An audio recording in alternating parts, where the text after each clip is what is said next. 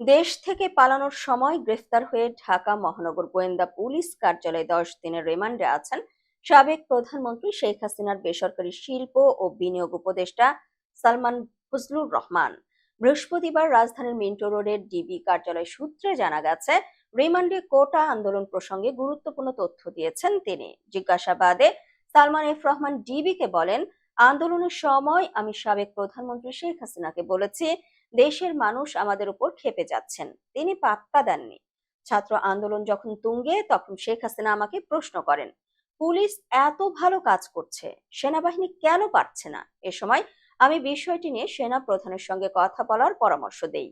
কতগুলো মামলা হবে আমরাও জানি না বলে ডিবির কর্মকর্তারা সালমান এফ রহমানকে জানালে তিনি বলেন, 111-এর সময় 2 বছর জেল খেটেছি, সুতরাং সমস্যা হবে না। তিনি আরো বলেন, আমাকে জেলে রাখলে দেশের ক্ষতি হবে, কারণ আমার নানা প্রতিষ্ঠানে অনেক কর্মী আছে, তারা বেতন পাবে না। ব্যাংক থেকে যেসব টাকা ঋণ নিয়েছি সেগুলো পরিশোধ হবে না।